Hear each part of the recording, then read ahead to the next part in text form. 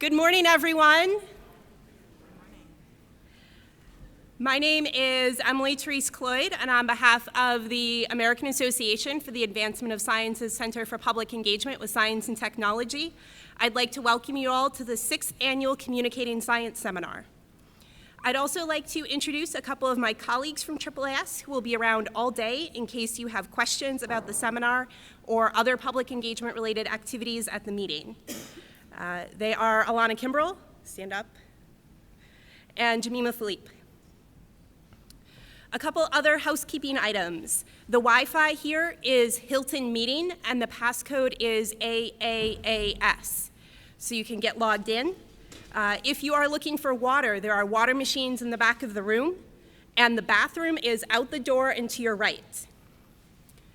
I'm delighted that you are all here today, and I hope that you're looking forward to the discussions about science communication and public engagement. So let's start off with a couple questions. How many of you have been to a communicating science seminar during a previous AAAS meeting? Okay, good. How many of you are here for the first time? Wonderful, lots of newbies. For those of you new to the seminar, our panels today will explore some of the best practices and research related to science communication and public engagement. And when we talk about public engagement, we mean intentional, meaningful interactions that provide an opportunity for dialogue and mutual learning between scientists and a variety of public audiences. So like I said, one of the most important things about public engagement is knowing your audience. So let's find out a little bit more about you. By a show of hands, how many of you are scientists or engineers? Okay, keep those up. How many of you are already doing some sort of public engagement? Great. How many of you are practitioners who spend most or all of your time doing science communication and public engagement or training scientists to engage the public? So that could be informal science education, public information officers, science journalists. And how many of you are researchers who study science communication and public engagement? Okay, so we've got a pretty good split. All right, one last bit of information. How many of you are students? Okay, faculty or program staff? And anyone who's a dean, department chair, or other administrator? Great, a few of you. So it looks like we have a good mix of participants, and I encourage you all to talk during the breaks and during lunch, and of course to use social media during the sessions and afterwards to keep the conversation going. Throughout the day, we want to get your thoughts, comments, and questions. So in addition to the microphone that Jemima will be running around with during the discussion time, you can also tweet @_SciComm and use the hashtag AAAS meeting to ask questions, and we'll pass those along to the panel moderators. Also, we'll have a link for a survey about this seminar up on the screen after the panels. So just a heads up, we would really appreciate your taking 5 minutes at the end of the day to give us some feedback about your experience. And with that, let's get started with our first panel, Reaching Beyond the Science-Interested Public. I'd like to introduce the panel's moderator, Dr. Mark Rosen. He is an assistant professor of mathematics at the Pratt Institute of Art and Design and director of Guerrilla Science, an international science and society organization. Mark's research focuses on problems in applied mathematics and the connections between science, art, and culture. He is the winner of the 2015 AAAS Early Career Award for Public Engagement with Science and is an Ashoka Foundation Emerging Innovator. Mark.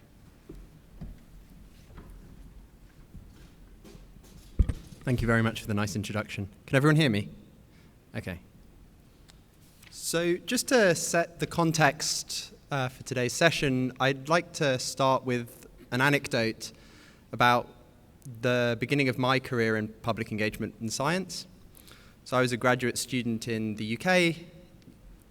If you can't tell from my accent, I'm not originally from New York, even though I live there now. I started my career as a graduate student in Cambridge in the UK.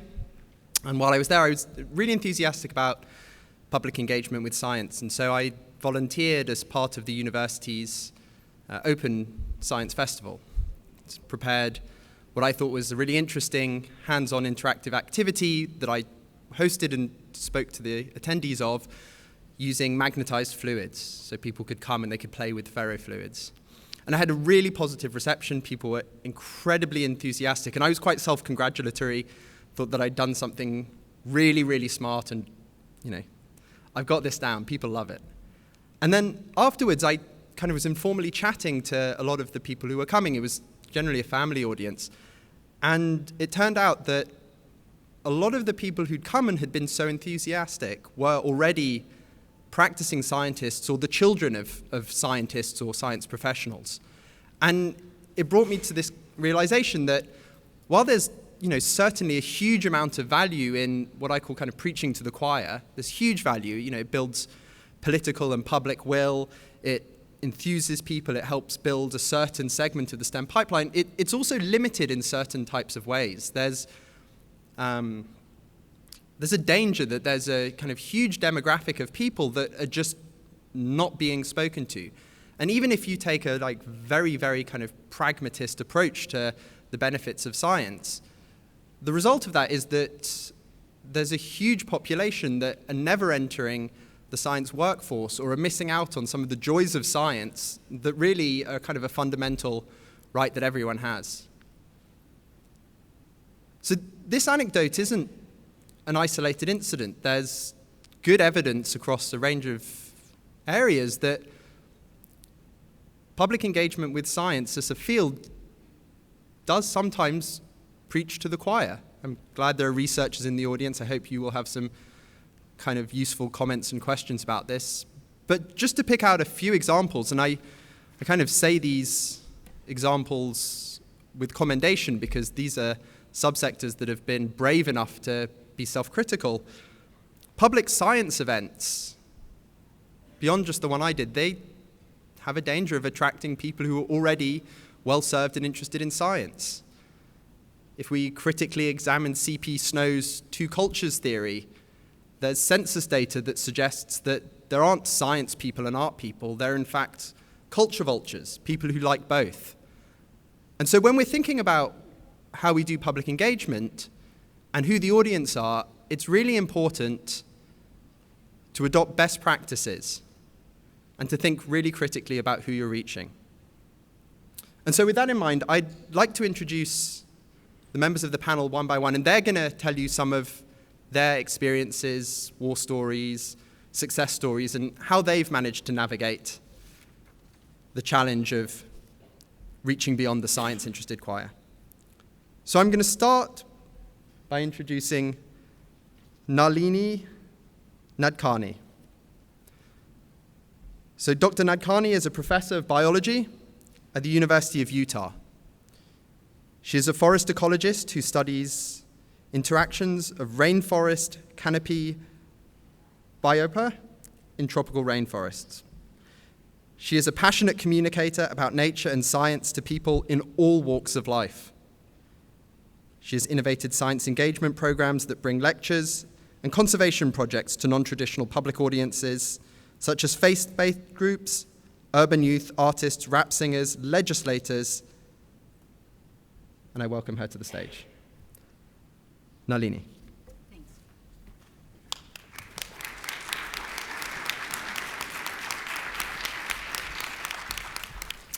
Well, my spark to engage the public with science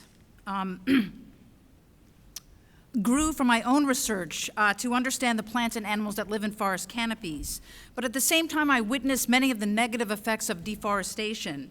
And so that inspired me to communicate the ecological importance of trees to non-scientists as well as scientists. And I decided to focus on what I called scientifically unengaged publics, people who don't see science as a part of their regular lives, who might be hostile to science, or who don't have access to traditional science education venues such as museums.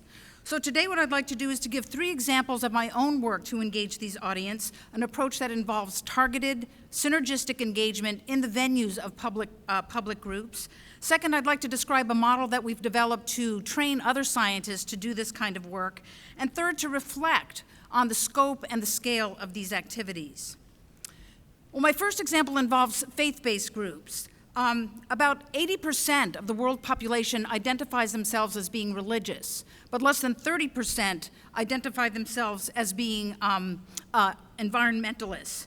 But both groups value trees. Ecologists for their ecological importance in maintaining diversity. I think this is on automatic. diversity and ecosystem function, and religious people for their value as spiritual symbols. I'm sorry about the slides. Okay.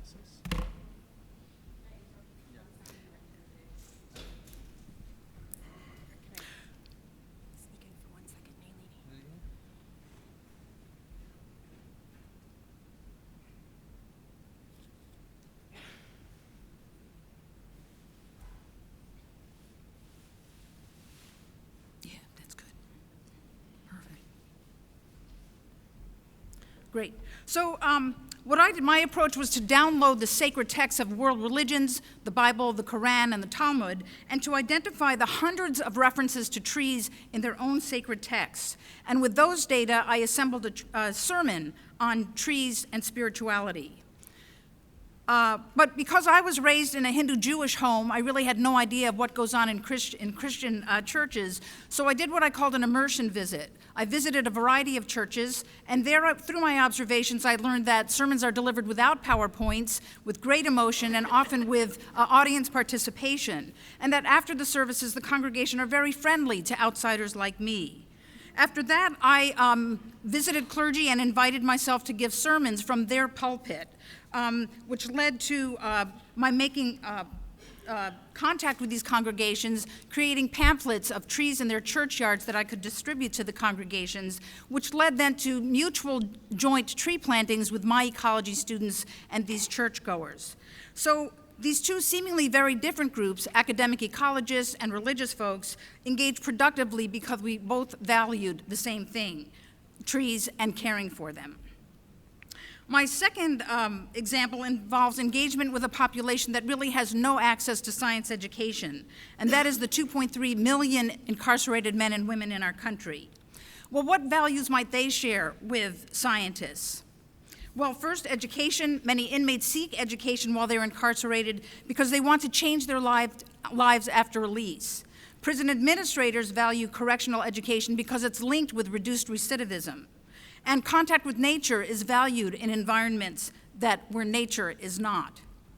So in 2004, I started a science lecture series in a state prison in Washington State, bringing my colleagues from the science faculty to present their research to inmates. Our evaluation showed that prisoners gained science knowledge content and also developed more positive attitudes about science and scientists. To meet the value of contact with nature, I collaborated with conservation biologists to teach inmates in prison to rear and to care for endangered plants and animals. The values for the conservationists, of course, were the plants and animals that the inmates produced, better, broader impacts, and a sense of contribution beyond academia. The values for the inmates were the opportunity to nurture nature, to gain job skills, and to contribute to something that was larger and beyond their prison walls. Many of them shifted their self-identity from being science incapable to being an individual who might contribute to the scientific enterprise. So this work changed the seemingly strange bedfellows of academic scientists and incarcerated people to collaborative partners that now engage in over 60 prisons in our country.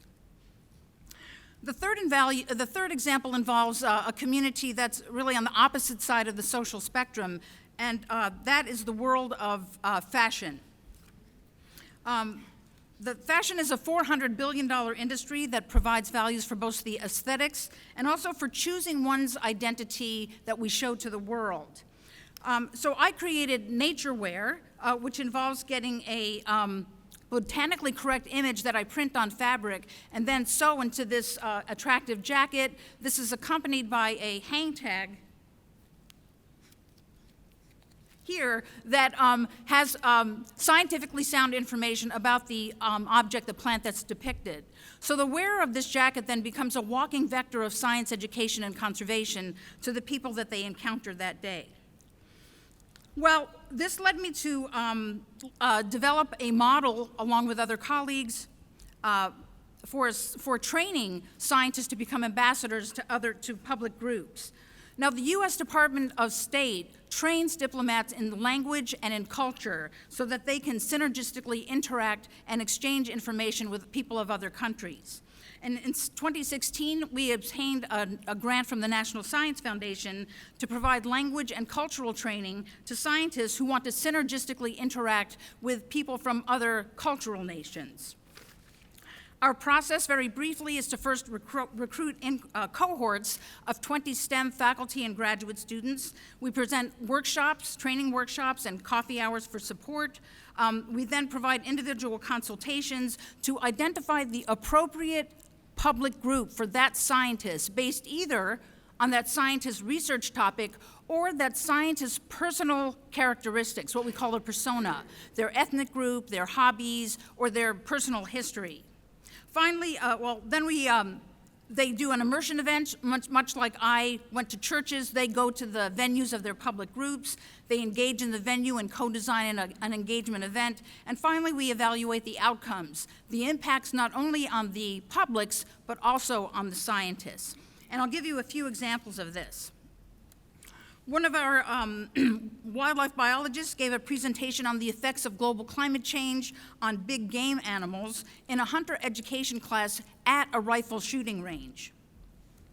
A neuroscientist engaged people who live in senior-assisted living centers with his topic of the neuroscience of the aging brain. We also connect scientists, as I said, to the persona of the scientist. This is a graduate student who studies pigeon genetics, but who was raised by a single mom. And so her engagement event involved connecting with a mom's meetup group where she shared her science with the moms and the toddlers. Well, when we began this program, we really anticipated disinterest or even resistance to science. After all, we call them science unengaged audiences. But 85 events later, what we have found is that there are really no unengaged audiences. Our approach of targeted, synergistic engagement and placing the scientist in the venue of that public group allowed us to connect and exchange and engage. Well, this fits with what NSF calls for in their broader impacts, that we should be doing public engagement in the aggregate. This is the array of public groups that we have connected with in the last 2 years, and we are now building on these contacts and shifting some of the parts of our training online so that we can extend the reach of our program to other institutions. But one of the things I've learned that I'd like to share with you is that public engagement in this way is really a state of mind. You don't have to spend a lot of time. You don't have to create big programs. Small engagement events also have power. For example, one afternoon, I witnessed a group of young women who were eagerly exchanging information and interest in each other's fingernails, and it took me just 1 hour to go to a nearby nail parlor and ask the manicurist to paint trees on my fingernails. So for 3 weeks, I had the opportunity of engaging in conversations not only about their values of trees, but the ecological importance of trees, which was really the spark of my desire to do engagement. I think if all of us scientists did even such a small act of targeted synergistic engagement, we could collectively engage the country's seemingly unengaged publics. If you do the math, it turns out there are 6.2 scientists in the United States. There are 320 million people in the United States. If you multiply that out, it turns out if each scientist just only did 52 engagement events, large or small, in a year, that's just one a week, we could touch and engage every person in the United States of America. So when you fly home, I invite you to boot up your science PowerPoint, turn your laptop slightly to the right, and share your science with a person next to you who will almost certainly become engaged with you and your science. Thank you. Stay there for a second and we'll ask you a question.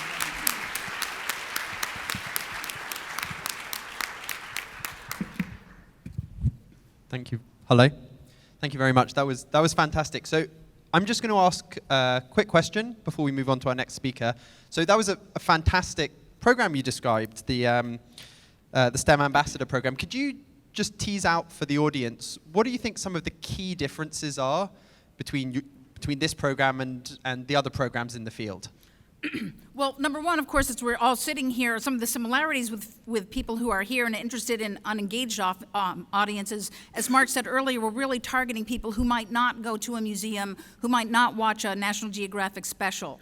I think what's different is this intentional targeting. And when I say targeting, I mean that in the sort of business merchandising sense, that we are very carefully and intentionally identify audiences that are already interested in our research topics or us as people because of their hobby, because of where they work and what they do and what they live. So actually communication becomes very easy. For instance, if you're a skier and you have pals who are skiers, you can talk to them about climate change because they are very concerned about whether or not the snow in Utah is going to be, when the ski resorts are going to be open. So there's already an entrance in terms of interest with that group. And I think that's something that differs from sort of showing up at a football game and trying to promote science, or showing up at a county fair and trying to promote science.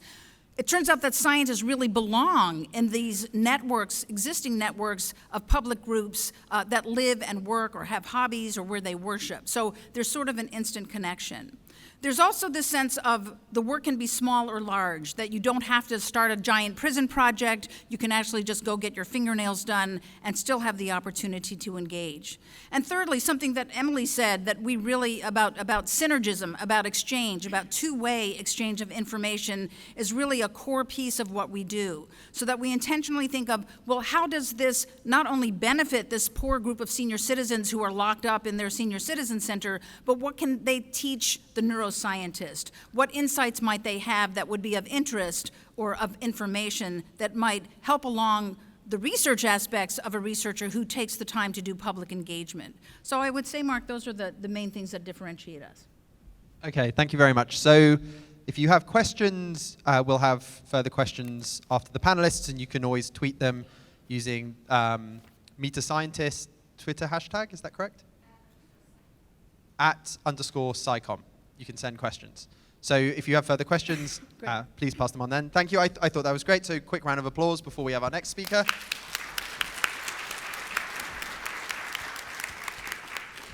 So next up, it's my pleasure to introduce Dr. Jean Roux.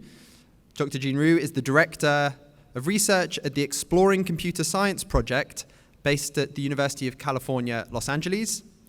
Her work focuses on equity issues related to STEM and computer science education, seeking ways to support efforts that value the perspectives and cultural practices that non-dominant youth bring to the learning environment. She previously worked at the Exploratorium on research practice partnerships. Jean, the stage is yours. Thanks. Oops. This is, Just two other slides. oh, okay. They look really cool. All right. Hi, good morning. Thank you for the introduction. Yes, I'm the Director of Research of the Exploring Computer Science Project based at UCLA. And we are dedicated to democratizing access to computer science education. And we believe it's a civil rights issue. The field of computer science is an incredibly segregated field. Very few numbers of women, people of color, people coming from low-income communities are represented in that field. So how do we really change what that looks like and what that feels like, I think, is really important. And today what I want to think about with all of you is how do we shift stereotypes about who can really excel with science and change and understand the view of being a science person. So, of course, many of us in this room came here because we care about science, but we probably weren't born thinking, I love science. There were specific events or specific people who impacted our passion or our understanding of why science matters. And it might have been that special teacher who really valued our ideas or encouraged us in our efforts. It might have been a family member who was working in a science-related field and made it feel like it was easy and part of our blood. Or it might have been that trip to a really cool museum that totally blew our minds. It might have been our love of Hermione Granger and the fact that her knowledge of chemistry really mattered when fighting Voldemort because Harry only knew like 2 spells. But, thinking about that people who are not in this room, people who are not interested in science, these people often say, I don't really need to read that article about that science discovery, or I don't need to know about that science fact. It doesn't have to do with me, or I'm not a science person, so I'm probably not going to get it, so I just don't want to put myself in that situation where I'm not going to get it, right? So how do we reach people who are not, quote unquote, science interested? And I think it's an important question to ask in the current age, because we need to empower our communities to understand science knowledge, gain science skills, especially during this current war on science in the United States, where we're seeing governmental structures being systematically disbanded that once used to ensure scientists were at the table making key decisions impacting the world. So I want to think about, okay, well, what makes a person not interested in science? Usually the feeling of I'm not a science person is impacted just as much by events and people as you or my feeling that we love science, right?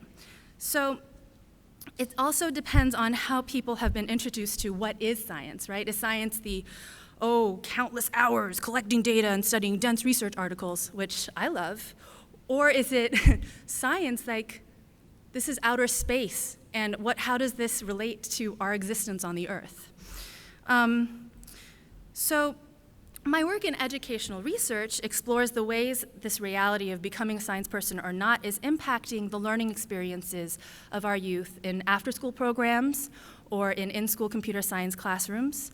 And I do this work in research practice partnerships because, as Nalini was pointing out, when people have an impact on the research questions we have, who are not necessarily researchers, that synergy results in much stronger work. And so bringing researchers, educators, leadership, all to the table to think about how do we reach youth who are underrepresented in science and computer science fields. And so thinking about this, we've really realized that youth are not necessarily science disinterested, right? Like no science uninterested publics. But rather, they've experienced situations that have made them feel like they're not good at science or they could never get it.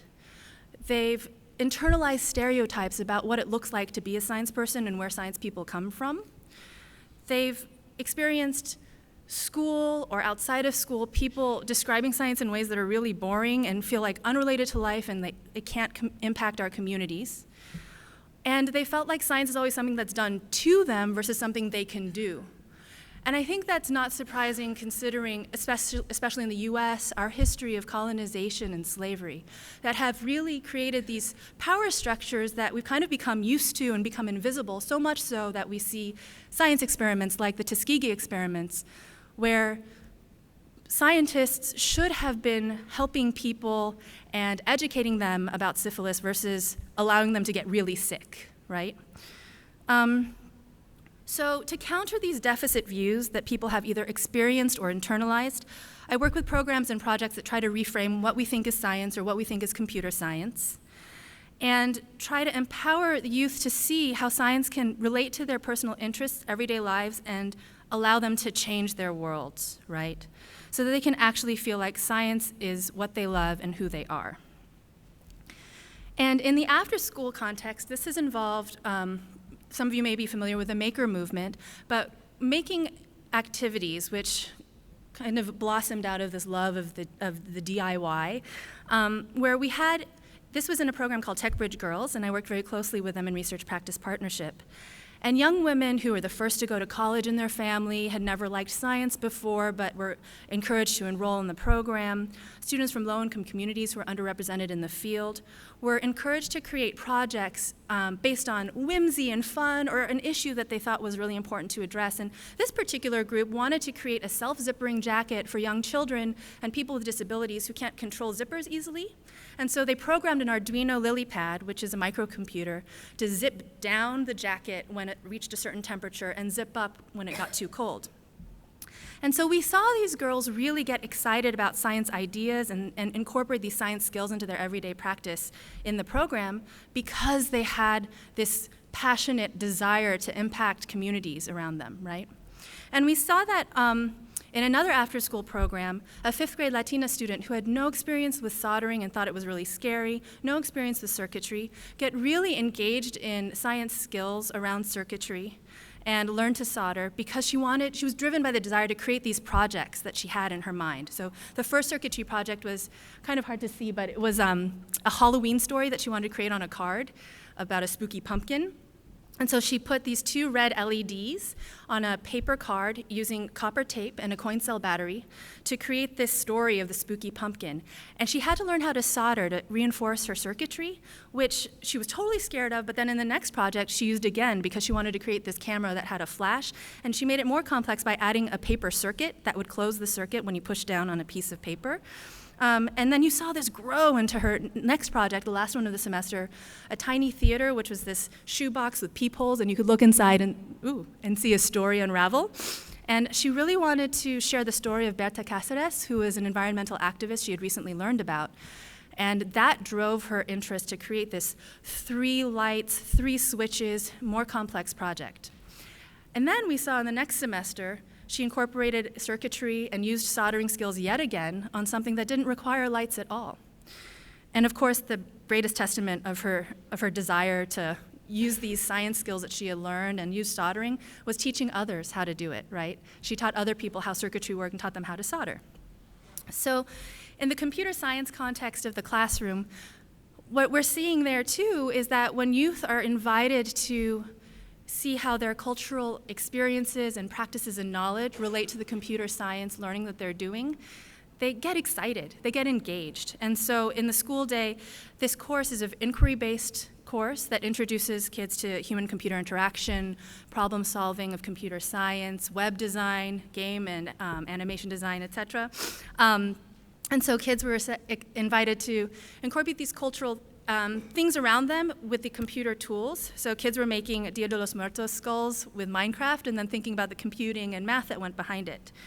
And these are just some quotes sharing how kids were like, yeah, if I don't care about computer science until a teacher tells me how it really relates to me and why it matters. So with just a couple minutes left, I'd like to share how these key lessons in a very education-focused context can relate to the larger field of science communication. So first of all, I think what we always need to remember is that we can change people's perceptions of what it takes to be a science person.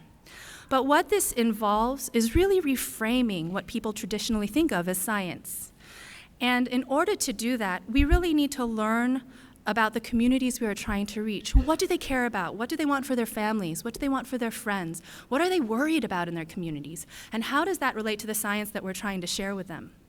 Relatedly, we need to recognize the way that science lives and breathes organically in their everyday lives, right? What is the science knowledge that they already have that they don't necessarily call science, that we can see as these sorts of funds of knowledge, the cultural wealth that we should be building on when we talk about the science ideas and practices that we want them to know about. But this also requires thinking about the multiple entry points one should have into the science experiences we're providing them, because obviously not everyone from the same community has the same sort of identities and intersectionalities of those identities and the ways that they live. So creating different kinds of opportunities to get excited about what we're talking about is key. But behind all of that, I think we need to do some self kind of reflection. Who are we? When we enter into a community and want to share a new science idea or a skill or practice, are we seen as an outsider, and why? And if we're seen as an outsider, what are the differentials in terms of our access to things like education and healthcare that create these gaps that we should be bridging and thinking about how can we approach communities with respect and humility to see where we can find those connections and really, have these real communication moments. And embedded in all of that, I think it helps so much if we make it clear why we care, right? Why do we care about the communities we are trying to reach? Why do we share this desire to reach out to them and want them to connect with us? So thank you. Hopefully you'll find that useful. Keep in touch. Stay there for a second. That was really wonderful. Thank you. Really fascinating for me to hear. I think you were touching on, in a very interesting way in a couple of places, this role of both research and practice and how they come together. So can you describe a little bit more about what a research practice partnership involves, and why building that sort of partnership might be relevant to communicating with STEM disinterested publics. Yeah, definitely. So research practice partnerships are actually things that I think have been around for a while, and more recently in the world of education has become popular as being called research practice partnerships, or RPPs. And what that really means is bringing everyone to the table, the researchers, as I was saying, the researchers, the teachers, the people who create programs, curriculum directors, and collectively identifying a problem that we want to look at together, right? So it's very different from the model that, some people were teaching me when I was in grad school of, you're a researcher, so you have a research question, and you bring that into the classroom, and you examine that, and then you leave. So instead, jointly coming up with the problem, thinking about how we want to look at that together, what kind of data do we want to collect, looking at the data points together and trying to find, recognizing that each of us do have our individual roles. Like as a researcher, I'm trained how to analyze certain types of data that a teacher may not have been trained to do or even have time for. So finding ways to communicate across our different worlds to have a shared outcome.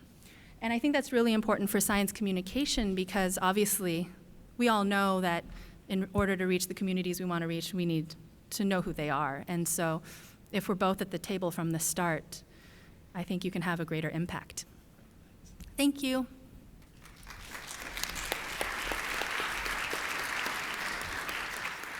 Yeah, that was fantastic. It's just so interesting to hear about all the kind of wonderful and different ways that this wicked hard problem is approached. So I'm now going to introduce our final speaker, Dr. Monica Feliu Mauher. Dr. Monica Feliu Mauher grew up in rural Puerto Rico, catching lizards, nice, with a cow in her backyard, again, nice. Sparked a lot of interest in things biological. A PhD scientist turned science communicator. Monica is the director of communications and science outreach for her organization, Ciencia Puerto Rico, a non-profit organization democratizing science, supporting the career development of young scientists, and transforming science education and training in Puerto Rico. She is also Associate Director of Diversity and Communication Training for iBiology, a non-profit organization that produces and distributes free online videos about research, the process of science, and professional development featuring the world's leading biologists. Monica, please come up and take the podium.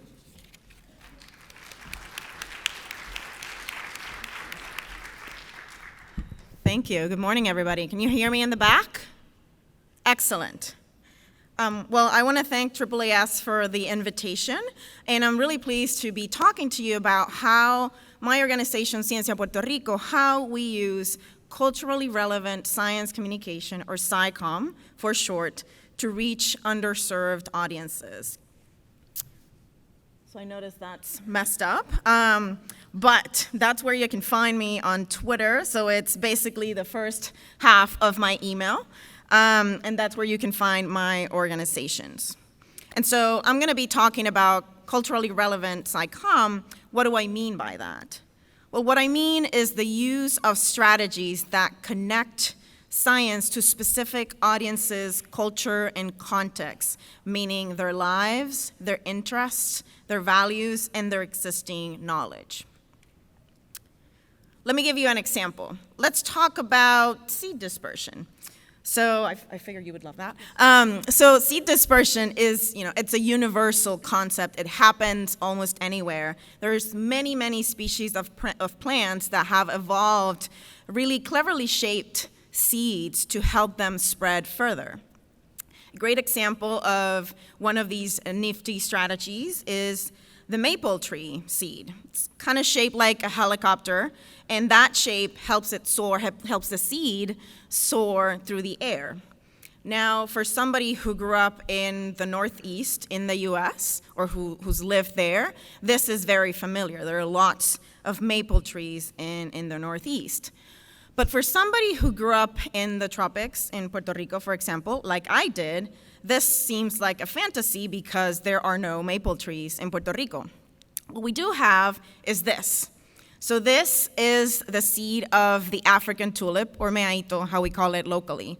So the seed is sand-colored, and it has kind of a heart shape, and it has this thin, transparent membrane around the seed, and that helps it fly and carry in the hot, humid summer winds in Puerto Rico. And so if you were going to talk to a kid from Puerto Rico, from the tropics, about seed dispersion, which example would you use? You will use the African tulip because to them, they know that, they have seen that, and that's what I mean by culturally relevant. And so Ciencia Puerto Rico is a nonprofit organization that uses online platforms, including a customized networking website and social media, to bring together scientists, students, and educators, and anybody really who has a connection with Puerto Rico. And for the last 12 years, our organization has leveraged its strength and numbers. We have over 8,600 members in over 50 countries around the world, representing more than 100 STEM disciplines. So we tap into those numbers, into that large and diverse community of scientists, students, and educators, and into culturally relevant science communication to reach and engage large audiences of predominantly Spanish speakers in Puerto Rico and beyond. And so really what we do is we crowdsource content and initiatives to engage the public through outreach to improve K-12 science education and career development for young scientists through a variety of programs, all with an emphasis on cultural relevance. And these initiatives range from Puerto Rico's first science Spanish language podcast to a network of blogs, to videos, to an NIH-funded program, career development program that we're actually here with, bringing 40 students from across the US to do science communication training and other things. And so I'm not going to have time to talk about all of the things that we do, but for our efforts in 2015, we were recognized as a bright spot in Hispanic education by the White House, which is something that we're really proud of. So I want to share a few examples of how we have used culturally relevant SciComm to reach broad and underserved audiences. So in 2006, when Ciencia Puerto Rico was created, we started a program through which scientists had the opportunity to pitch ideas for popular science articles. We guided them through the writing and the editing, and then connected them with newspapers and magazines, one of them being El Nuevo Dia, which is Puerto Rico's largest newspapers. And after this collaboration with El Nuevo Dia, we expanded to about a dozen news outlets. And we did this because we noticed that there was a real lack of local science in the newspapers. And El Nuevo Dia is actually one of the few, or if not the only, newspaper in Puerto Rico that has a regular science section. So if you were a kid or anybody in Puerto Rico, it was very hard to see, like I growing up there, didn't know that there were scientists in Puerto Rico, that science was done in Puerto Rico. And through these collaborations, we wanted to change that. We wanted to showcase and celebrate Puerto Rican science, Ciencia Boricua. And so since 2006, we've had 64 scientists publish articles in El Nuevo Dia and other publications, and they've published 362 articles to date. And so, inspired by the success of these collaborations, in 2009, we wondered, what if we collected some of our most popular articles in a book? And 2 years later, we made that happen. In 2011, we published Ciencia Boricua, which was the first anthology of popular science articles and essays about Puerto Rico, all written by scientists.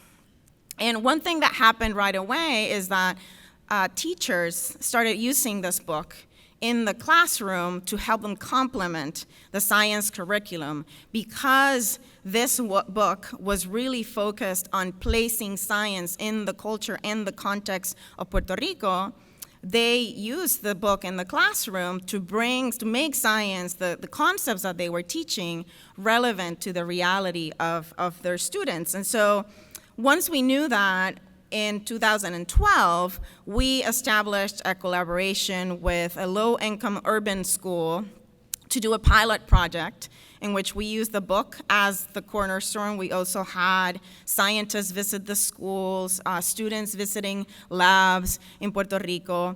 And so we wanted to see if having these culturally relevant strategies in the classroom, did they make a difference? And they did.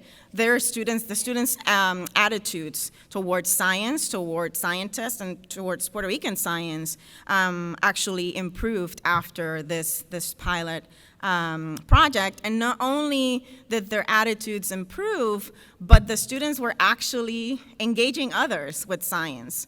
The students produced podcasts, they produced articles, they did art projects, and at the very end of the semester, they had a community night in which we invited parents, scientists, leaders in the community, so that these students, these elementary and middle school students, could share with the community what science they had learned over the semester.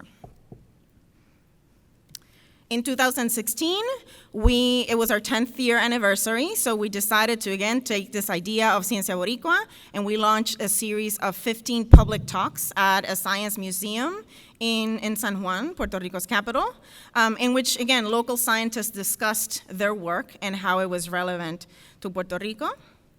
In 2017, as a preamble to the Puerto Rico March for Science, which we helped co-organize, we hosted a science storytelling event, and we had help from the Story Collider, which some of you may know about. And we had 5 Puerto Rican scientists share true personal stories about science in Spanish at an art and gastronomy pop-up restaurant park in San Juan.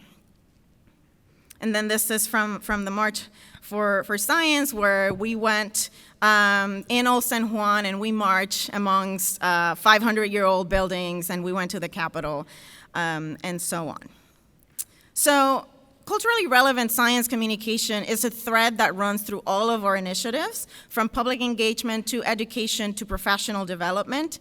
And for us, the idea of cultural relevance is best represented by Ciencia Boricua, which really started, as I showed you, as a project, but then became much more than that. It's become part of the fabric of what we do. It's become a brand, a source of pride, and really an expression of how science is relevant to the culture and part of the culture of Puerto Rico.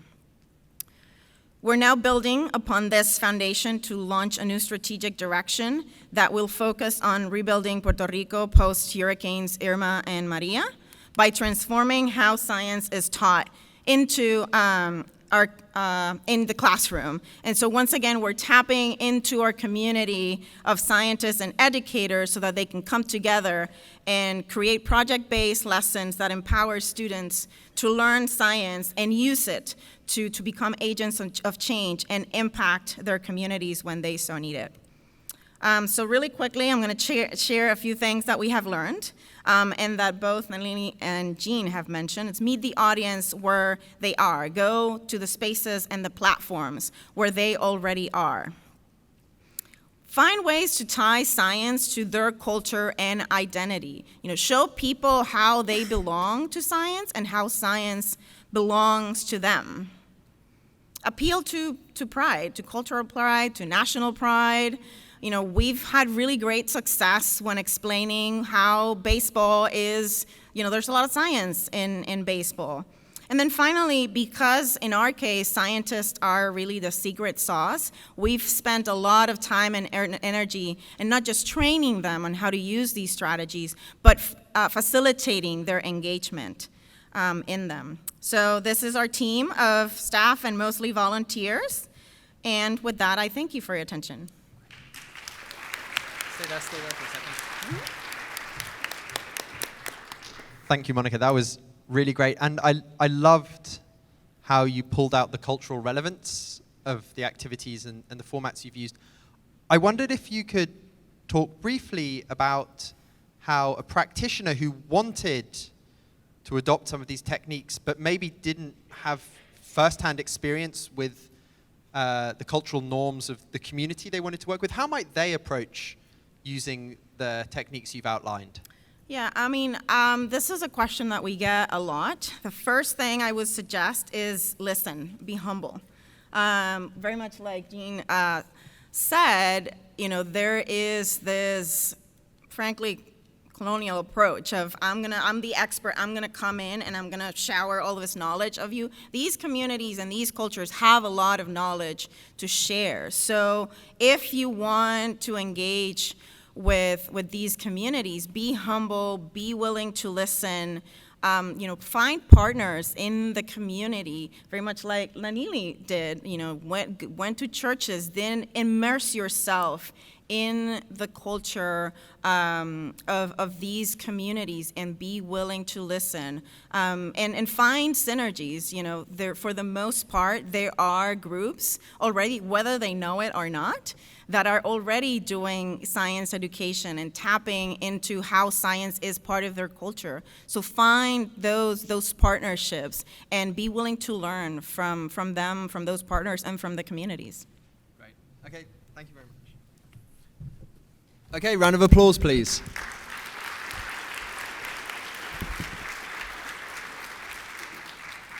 So that brings to an end the panel part of the discussion. So now I thought it would be really good to open it up to questions from the floor. And there are two ways we're going to do this. There's a roving microphone. Can the person with the roving mic raise their hands in the center? So if you raise your hand as an audience member, the mic will come to you. No, in fact, I've got a better idea. Why don't you stay there? If you have a question, come to the middle and queue up and take a question. Another way to ask a question is using the Twitter hashtag _SciComm. You can tweet it directly, and then after some fantastic editing and filtering, they will come to me on the stage, and I will take them. So why don't we start with a question from the floor? So please state your name and keep your question brief. This is a session we're interested in questions, not statements. Thank you very much. Also, really quickly, there's a hashtag AAASMTG. You can also include that, and we'll find it that way as well. This question is going to relate to all three of the speakers, but obviously the goal is to have 100% population engagement with science, right? We want everybody. Can we raise the level? Can we raise the mic level, please? Did that work? Okay. Sorry about that. So this relates to all three of the speakers. As I said, the goal is 100% science engagement for the entire population in some way or another. In my own travels and my own research, I have found that there are just parts of the population that are not engaged in their hobbies or in their communities or whatnot. The last time they've had any kind of scientific engagement was in their public school education. So if there isn't a hobby or a common interest or a part of the community that they engage with that has any kind of intersection with science, do you have any recommendations for, you know, how we might be able to reach those audiences? Okay, why don't we do the whole panel but quickly? So one person. Oh, we don't have a mic. Okay, well, we're actually a mic short, and just in the interests of keeping questions and responses quite brief, I'm actually going to direct that to Nalini instead of the whole panel, but feel free to tweet those questions or come speak to the panelists afterwards. Well, first I think I think science relates to really everything that people do. Pardon, is this on? So I think it's a matter of our finding that link. But I also feel that we don't have to have every scientist be completely committed to the scientific enterprise. It's like, you know, the enterprise of sports. You know, there's some people who are professional football players. There's some people who were football players in high school. There were some people who watched the Super Bowl. There's some people like me who don't even know the Super Bowl is going on. But the sports industry continues, and we generally as a society favor sports or believe that's a good thing. So I think to me, it seems that an objective would be to try to raise the level of engagement as much as we can, but to understand that not everybody is going to share our passion, our understanding in the same ways that we do, although they may still relate to it in some way. Just the same as not all scientists are going to be fully committed to public engagement. I mean, we have, in our STEM Ambassador program, we chose not to go after what we call the curmudgeons, the professors who just simply don't see the value of it. Rather, we focused on those faculty and graduate students who were already sort of partially convinced and just needed the training. So I think we have to think of the broader spectrum and what that translates into a general societal awareness, interest, and understanding of science as we know it. Hello, test. Okay.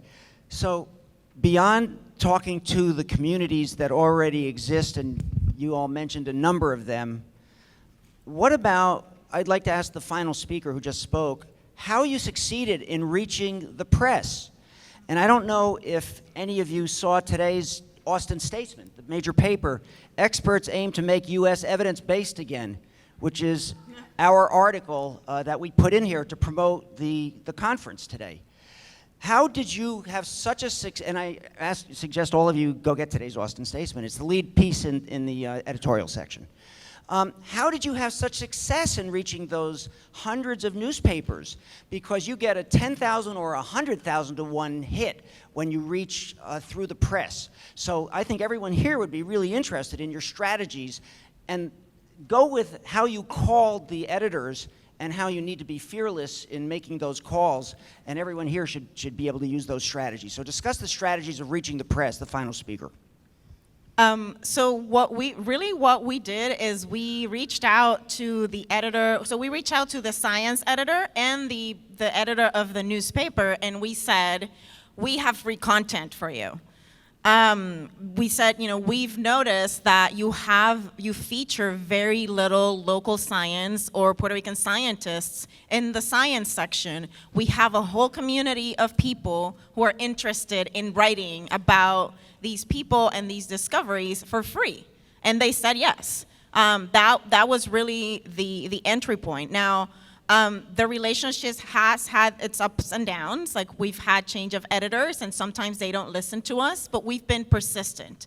And I think once we started to publish with El Nuevo Dia, which was our first collaboration, and it's really the newspaper with the largest circulation in Puerto Rico, others started paying attention because we could point to, we've been publishing these articles here, don't you want our content as well? But I think something that was also really important for us was that our scientists could write. So we spent a lot of time helping scientists write, editing their pieces to make sure that they were good quality. So, when we wanted to establish new relationships after the first one, we could say, here's, the proof is in the pudding, here's what we can do.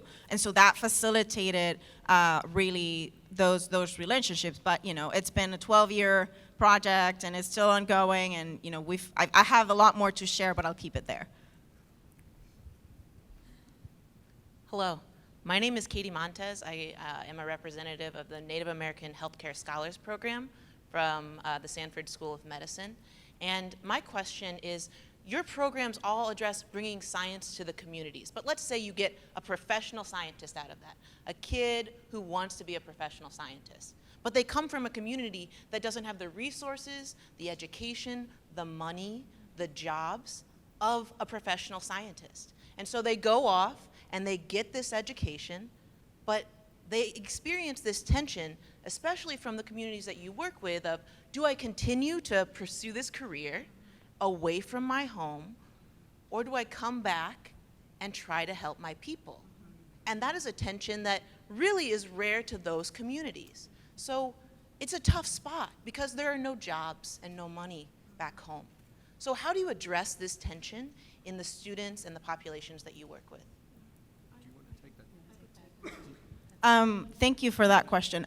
That's something that I can definitely relate to. I grew up in a rural community, and that's something that I still struggle with. Like when I go back to my community, I have this identity crisis because I'm still very much that kid who was running around and catching lizards and with my pet cow in my backyard. But I still struggle with that because now my main identity is a scientist. So having that balance is difficult. The way my organization has approached that is when I mentioned that we train our scientists in these strategies, culturally relevant strategies, and we facilitate their engagement, we very much bring what are their identities, their backgrounds, their values, into the fold when we are training them to think about, how can you connect who you are, your science, your culture, your language, so that you can reach these communities. We very much tap into who they are because who they are and where they come from and what they know about those communities gives them an edge that nobody else has. And so that's how we've approached it. We try to give our scientists the tools so that they can really tap into who they are and what they bring in the connection with those communities, so that then they can, they can engage with the communities. Because I am very much about science serving people and particularly serving my communities. Because that's why I left research and do what I do now. And just to add to that, I think that along with training, mentorship programs are huge.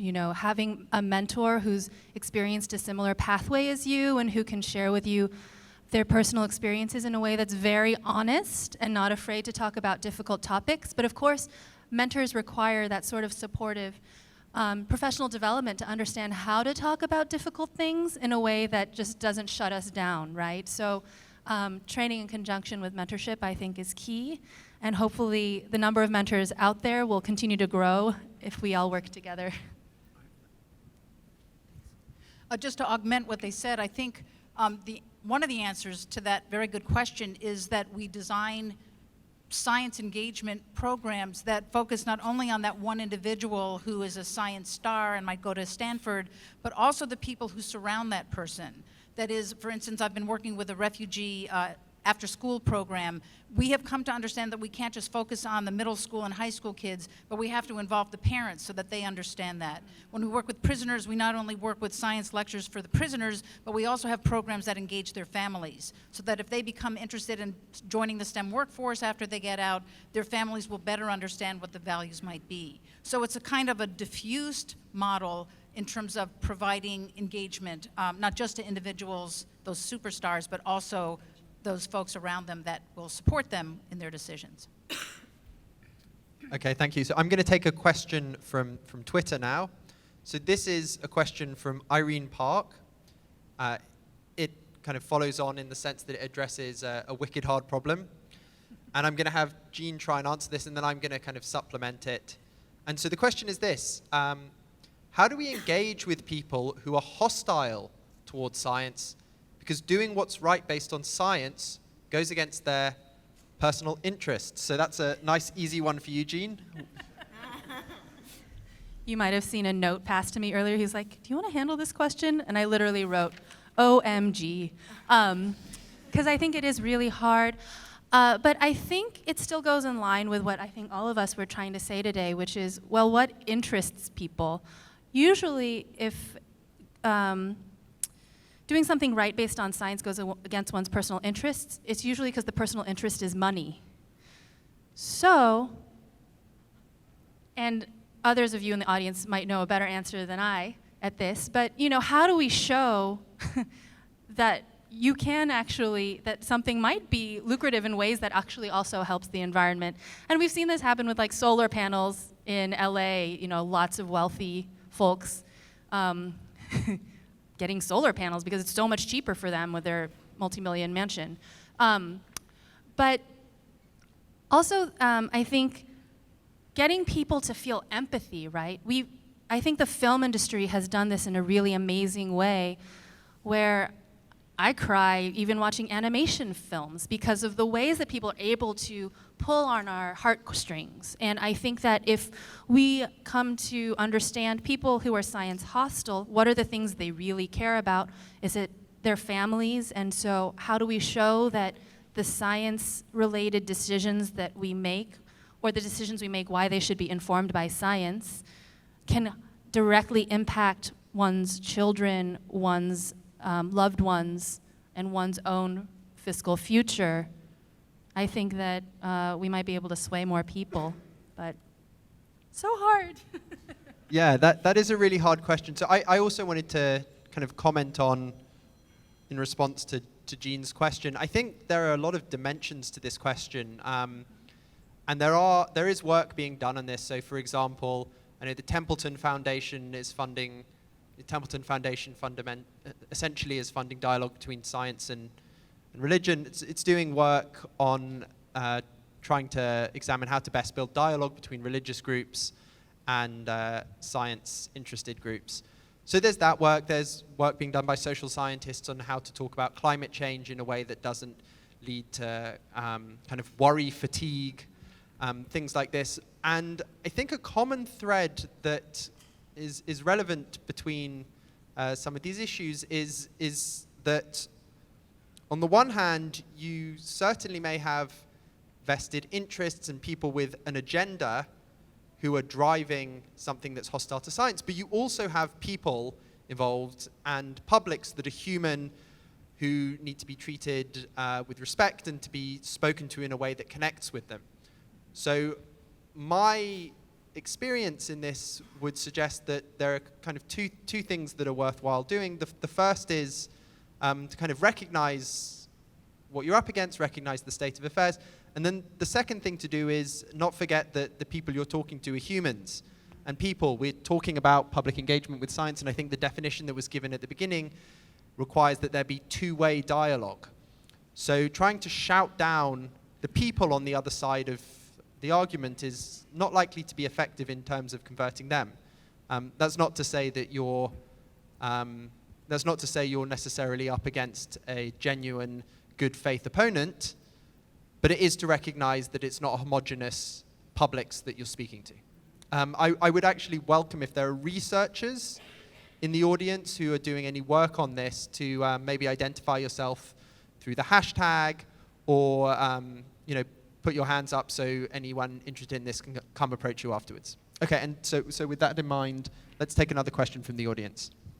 Hello, I'm Tony Van Whitson. I'm a student in science communication, and I just wanted to ask any of the panelists, what kinds of things can you do to get the people you're trying to engage with to understand science not just as about trees or about lizards, but as a particular way of thinking about trees and lizards, a special kind of thinking? So to kind of interpret the question, if I may, so you're interested in the 6 strands of science learning outlined by the National Researchers Council. You're interested in the one that relates to the nature of science thinking as opposed to the acquisition of knowledge and facts. Is that correct? Okay, does someone want to take this first? Yeah, most of the work that our STEM ambassadors have done have been about science content.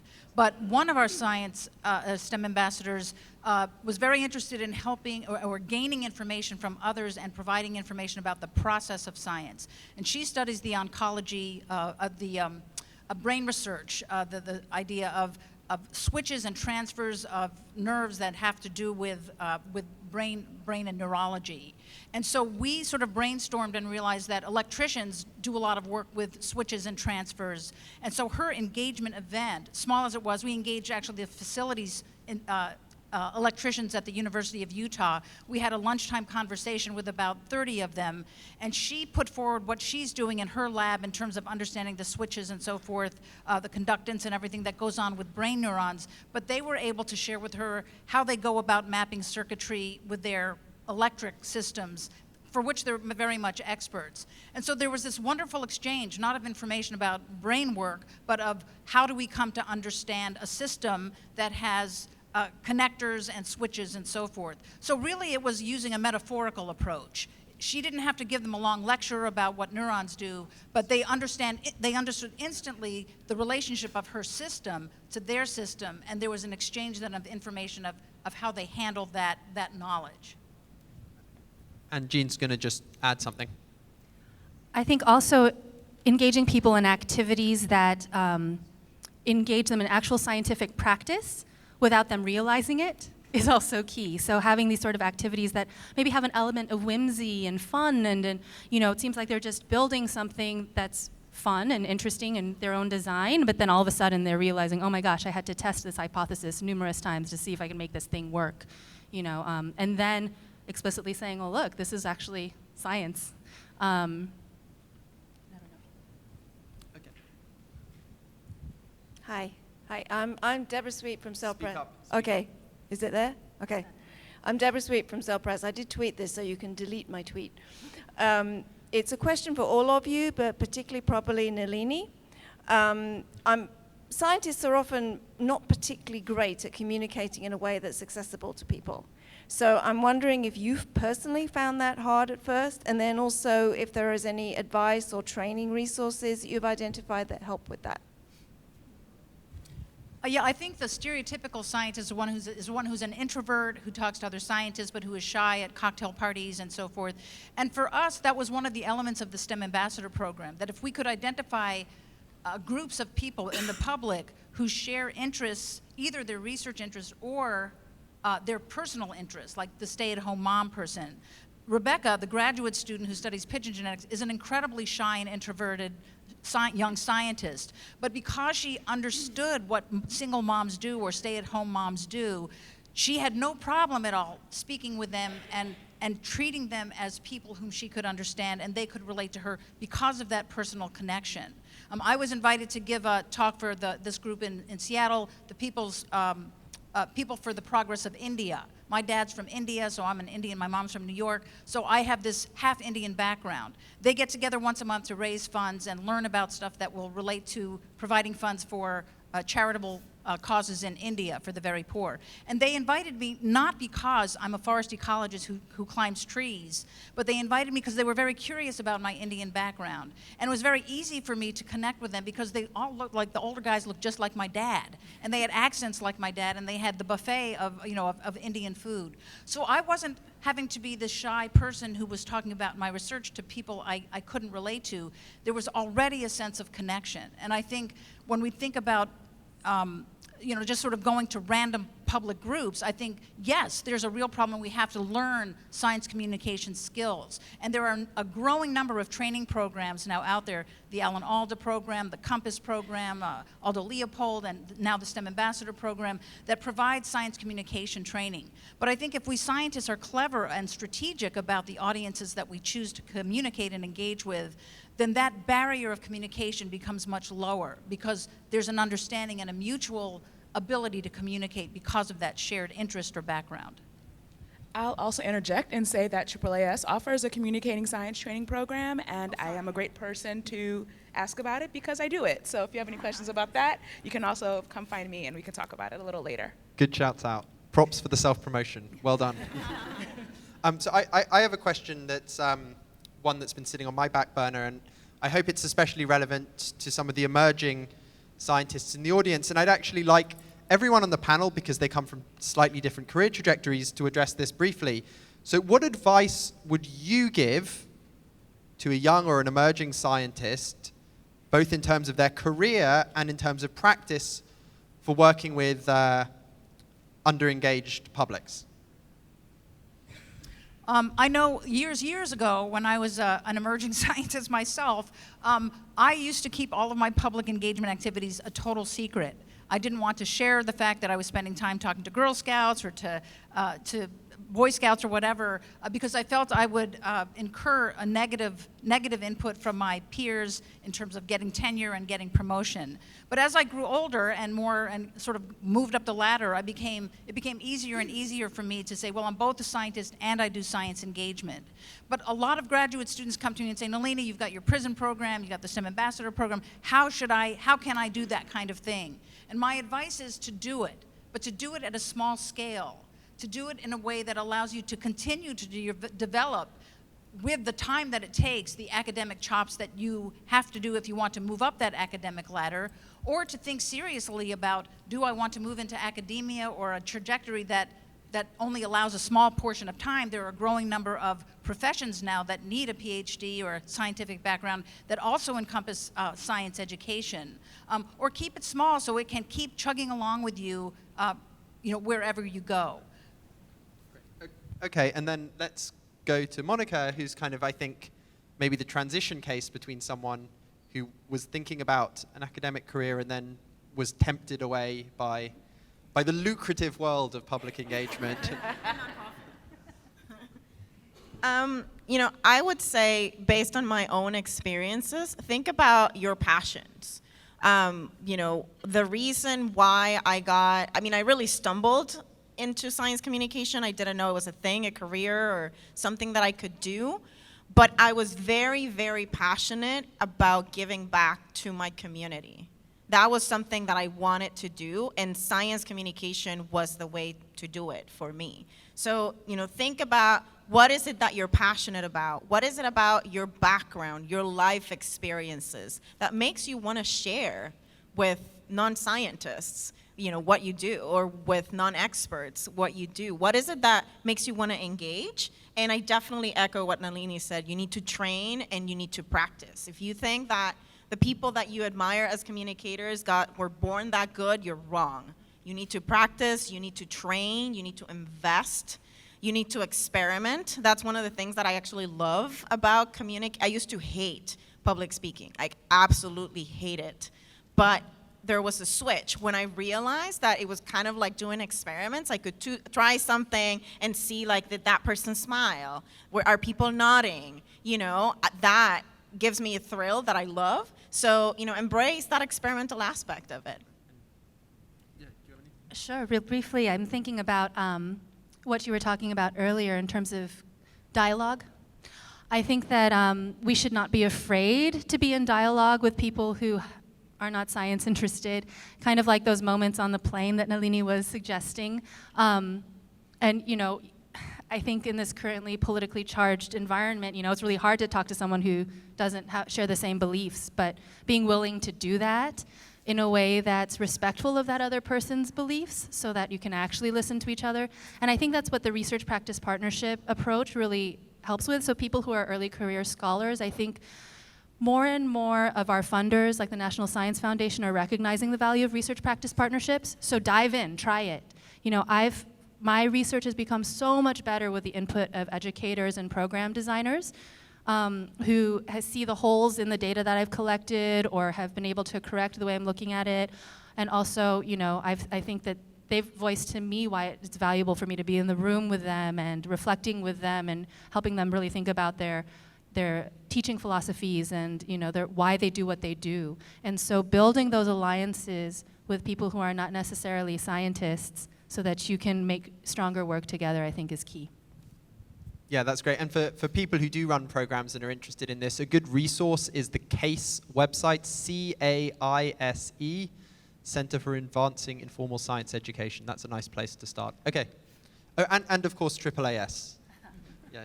Thank you, AAAS, for having us. Hello. All right. Good morning, everyone. My name is Falar Awola. I'm a graduate. Hello? Yes. Good? Okay. I'm a graduate student at University of Wisconsin-Madison. And just wanted to thank you this morning. You've definitely inspired me to look at religious texts and see how it relates to my research. And, okay. And I'm just curious as to how do you ensure that you have lasting support? How do you quantify that this outreach event or outreach activities translates into votes and future support and future just promotion of scientific initiatives in the future? How do you quantify that? So can I ask a clarifying question? So are you asking about how you ensure that the program continues or continue to have benefit, or how do you get money for it in the future? What do you mean by support? How do you make sure that you don't, because I worry that when I have outreach events that I'm just having a temporary effect, that they may revert back to their original way of thinking afterwards. So how do you ensure that your lessons stay with your audience? Well, I'm going to kind of speak to that quite quickly. So I'm working on a National Science Foundation funded research project that examines, the very exact question of how do you tell whether these kind of instantaneous or short-lived interventions have an impact? And the answer is we don't know that they do. Okay. I have a kind of strong intuitive sense, but in terms of like the research basis for showing that these things do have long-lasting, life-changing effects, I think it's a very hard thing to measure. It's not clear that we will ever get there in terms of proving it. And so the question of how do you ensure they have an impact needs to be kind of conceptualized in a much more holistic way. So a good framework to kind of think about this is the concept of science capital.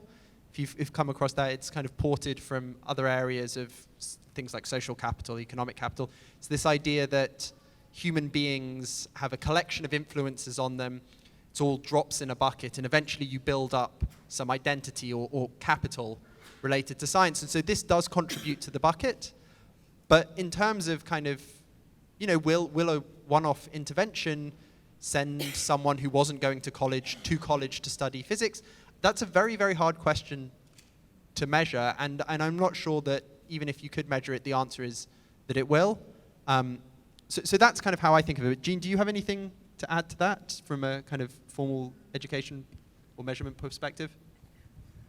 I'm just thinking about the research practice partnerships I've been involved in, like how do you sustain the work of the partnerships and make sure that they continue in the communities, even when the funding is done, right? That's also really hard. And I think it's really been the relationships that we've formed and maintaining those so that we can call on each other when we need help and support in any number of ways.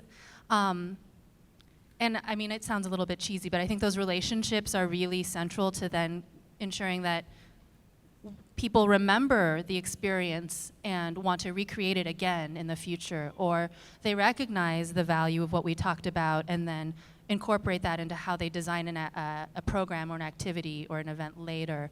I imagine like Nalini, giving a sermon probably had a huge impact in terms and for continued relationship with those communities. I'm sure she's still in touch with them, even though she maybe only gave one sermon and then they planted trees, right?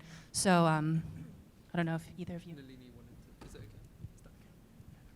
Thanks. I think that's a central question in doing this kind of public engagement that, as Mark said, hasn't been solved. But I think we can continue to try to evaluate, even with a short term, with attention to or intent to understand the longer term. And I'll just give you one small example. When we deliver our monthly science lectures at Draper State Prison in Utah, we do these pre and post lecture surveys. And it took a long time to get the RB to do that, but we can test for their science knowledge content and also their attitudes about science and scientists before the lecture and after it. And what we've been able to document is that there is a dosage effect. That is, if an inmate sees only one lecture, that has a different and smaller effect in terms of science knowledge content and shift in attitude than one that has seen 14 lectures. So that's just a tiny piece of evidence that over the long term, the increased exposure to the science and the scientists seems to have a positive effect. But I think it's a property of the youth of these efforts to do public engagement with underserved audiences that we haven't developed the metrics, we haven't developed the evaluation tools yet. And I think as we develop, as more panels like this speak and as there are more programs, more connection between research and practice, we will get better at asking the very important question that you posed. Great, and I'm going to take a question from Twitter and then we'll come to you. So this is a question from Oana Stroh, I hope I pronounced that correctly. So the question, which I'd like all the panelists to address briefly, it's a great one. How, if at all, do we engage non-scientific audiences with complicated science? For example, computational biology and bioinformatics. I mean, I think you can interpret that to your subject-specific discipline, but it's a great question. How do you engage a non-scientist audience in really detailed content? I guess from my own standpoint and my own approach, That hasn't been important to me. That is, making sure they understand the physiology and photosynthesis and this, using heat sensors to see the stem flow and sap flow of tropical trees. My own objective has been to raise awareness and understanding and appreciation of trees so that if they become interested, they will seek more information from other sources. So I think that when we lump public engagement, we shouldn't make the mistake that all of us are having similar objectives and missions, and that some of us might simply want to make sure that people understand that the tree of life that's on the first page of the Bible is connected to my scientific articles of the ecological importance. But other people in public engagement have other objectives. So I think this is a really excellent question, but not all of us can address that. Yeah, and I would agree with that, most of my work has been introducing youth who have never had opportunities to really deeply engage with computer science or science so I come from a similar standpoint, but just projecting and thinking about, I think sometimes if there is that easy entry point into this really complicated idea, how does this really complicated idea actually come to life in our daily lives? So how is it related to a raindrop? How is it related to a rainbow? These things that we have direct interaction with and don't necessarily think about. Creating multiple entry points that of not just that one small thing, but many small things that might attract one's attention can then provide the pathway into wanting to provide that deeper explanation of the scientific concept. So, but having that kind of there in the background, right? Like it's not the first thing you lead with, because obviously people can get intimidated or feel like, well, why does this matter?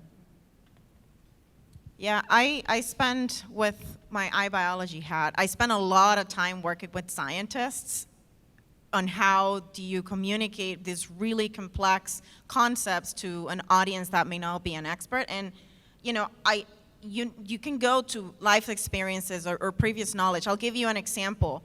I run this competition for young scientists, and we work with them for a week to craft a talk about their research that can be accessible to a broad audience. Not the general public, but a broad audience. And one of our participants, her research was, she was trying to understand molecularly how yeast sends chemical gradients. And so you may or may not have understood what I just said, but that's a really complex concept. But the way she explained it is she started talking about cookies. Imagine you walk into a house and you smell cookies. Somebody's baking cookies, you can smell them, and then how do you know where the cookies are being baked? Because if you're going probably towards the kitchen, the smell is getting stronger. And so probably most of us can't relate to the experience of something smells good, I want to go towards that. And so, you're tapping into an experience that's common for a lot of people to explain this really complex concept. So tapping into things that are, daily life experiences, previous knowledge, using analogies and metaphors is a great way to start. Language matters, the vocabulary, obviously. Final question, I think. Good morning. My name is Sarah Nielsen. I'm here with Texas A&M University, where I study. Excuse me, sorry. My name is Sarah Nielsen. I'm here with Texas A&M University, and I study agricultural leadership, education, and communications. I'm currently working on visual data and heat mapping, eye tracking research in order to ascertain the nonverbal communication of information or the dissemination thereof to illiterate populations, whether that be across languages in the world or in our local communities. I was a former literacy interventionist in local public schools to this region, and that drove me into where I am now, trying to create persona by which to reach and communicate with communities who do not have the literacy, which is a colonial inheritance that impacts science every day. We are coming from on high. We have the language. We have the ability to read it and understand it in the way it's primarily communicated. However, a good number of the people we're talking about trying to communicate with, they don't have the ability to understand the language, the vocabulary, for whatever reason, whether that be regional or school district related or what have you. So what are the ways that we can effectively understand the nonverbal means by which to communicate with those individuals? And do you have recommendations for those of us who are coming from the side of having and trying to create that bridge with the communities from whom we stand to learn so much? We've got time for one person to answer. Do you want to take this? Okay, all right. We've only got about a minute. Right. I think one of the ways we can do that is through partnering with the arts. And I think because partnering with dancers, as I've done, partnering with rap singers, where we took inner city kids, hired a rap singer to go with us into the field and have the kids make their own rap songs about their experience. Again, that's not going to necessarily provide education in the sense of complicated concepts and science knowledge content, but it can be a bridge in terms of creating excitement, a sense of identity, of saying, well, I may be an urban youth that doesn't have the vocabulary, but I sure really like rapping with this rap guy about what I saw in the forest. So I think that many artists are extremely receptive to working with scientists, not just to make drawings of the art, but to contribute intellectually to that exchange that then can help in communication, in opening doors, and being a portal to other cultures, to people of other languages or other reading abilities. That was a great question, Sarah. Thank you for sharing. So that's actually all we have time for. So let's give the panel another round of applause.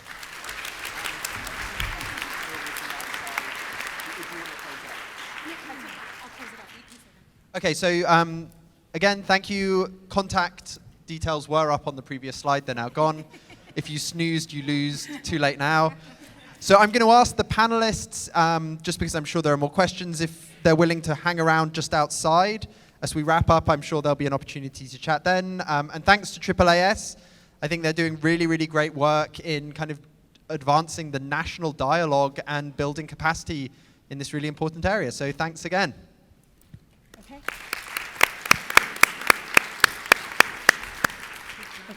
So we have another panel that starts at 11. So take a break, and we will see you all back here in just under half an hour.